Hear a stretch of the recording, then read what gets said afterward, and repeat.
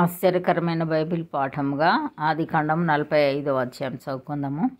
అప్పుడు యోసేపు తన యొద్ద నిలిచిన వారందరి ఎదుట తన్ను తాను అణచుకొన జాలక, నా యొద్ద నుండి ప్రతి మనిషిని వెలుపలికి పంపివేయుడని బిగ్గరగా చెప్పాను. యోసేపు తన సహోదరులకు తన్ను తాను తెలియచేసుకునేటప్పుడు ఎవరునూ అతని యొద్ద నిలిచి ఉండలేదు. అతడు ఎలుగెత్తి ఏడవగా ఐగుప్తీయులను ఫరో ఇంటివారును వినిరి. అప్పుడు యోసేపు, నేను యోసేపును, నా తండ్రి ఇంకా బ్రతికి ఉన్నాడా అని అడిగినప్పుడు అతని సహోదరులు అతని సముఖమందు తొందరపడి అతనికి ఉత్తరం ఇయ్యలేకపోయిరి. అంతటా యోసేపు, నా దగ్గరకు రండని తన సహోదరులతో చెప్పినప్పుడు వారు అతని దగ్గరకు వచ్చిరి. అప్పుడు అతడు, ఐగుప్తునకు వెళ్ళినట్లు మీరు అమ్మివేసిన మీ సహోదరుడైన యోసేపును నేనే.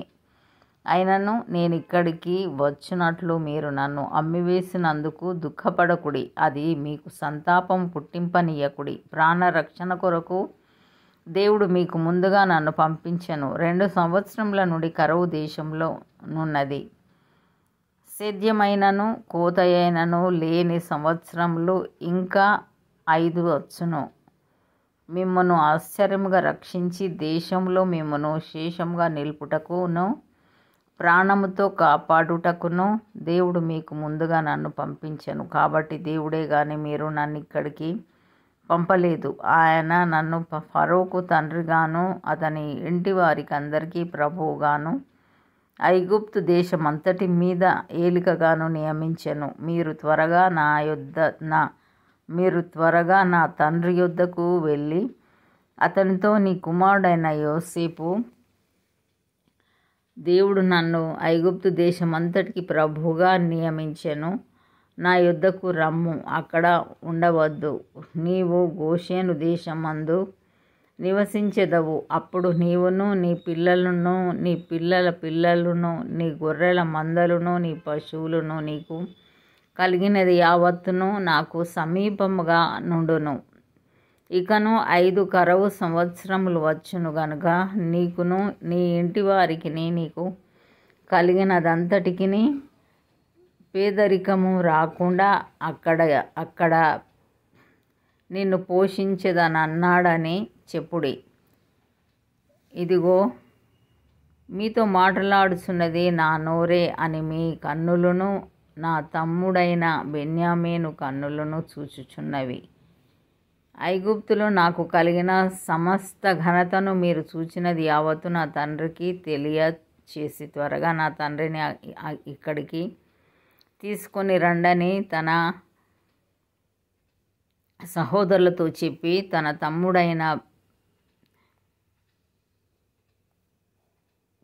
తమ్ముడైన బెన్యామీను మెడ మీద పడి ఏడ్చెను. బెన్యామీను అతని మెడ మీద పడి ఏడ్చెను. అతడు తన సహోదరులందరినీ ముద్దు పెట్టుకొని వారి మీద పడి ఏడ్చిన తర్వాత అతని సహోదరులు అతనితో మాట్లాడిరి.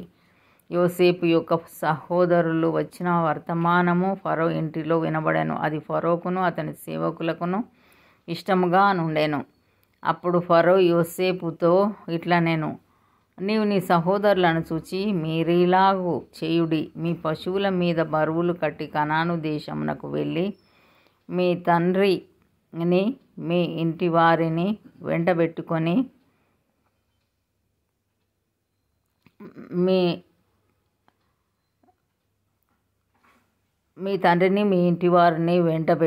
నా యొద్దకు రండి. ఐగుప్తు దేశమందలి మంచి వస్తువులను మీకు ఇచ్చేదను. ఈ దేశం యొక్క సారమును మీరు అనుభవించెదరు. నీకు ఆజ్ఞ అయినది కదా, దీని చేయుడి.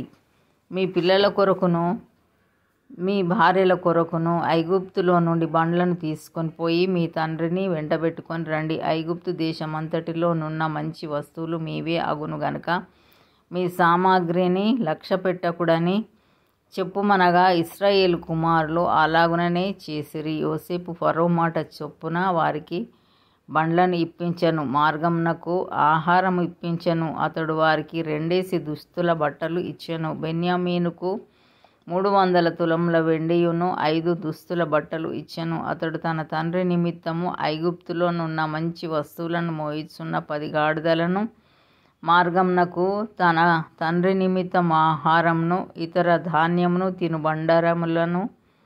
తినుబండములను మోయుచున్న 10 ఆడుగాడిదలను పంపెను.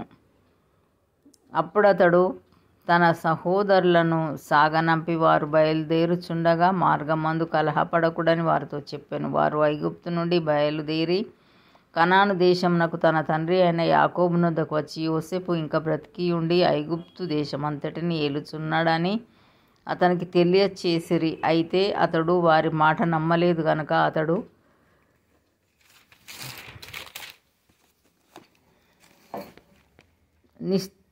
నిశ్చేష్టుడాయెను. అప్పుడు వారు యోసేపు తమతో చెప్పిన మాటలన్నిటినీ అతనితో చెప్పిరి. అతడు తన్ను ఎక్కించుకొని పోవుటకు యోసేపు పంపిన బండ్లు చూచినప్పుడు వారి తండ్రి అయిన యాకోబు ప్రాణం తెప్పరిల్లెను. అప్పుడు ఇశ్రాయేలు, ఇంతే చాలును, నా కుమారుడైన యోసేపు ఇంకా బ్రతికి ఉన్నాడు, నేను చావక మునుపు వెళ్ళి అతన్ని చూచెదనని చెప్పెను. ఇంతటితో ఈ దినం కొరకైన బైబిల్ పాఠము సరి.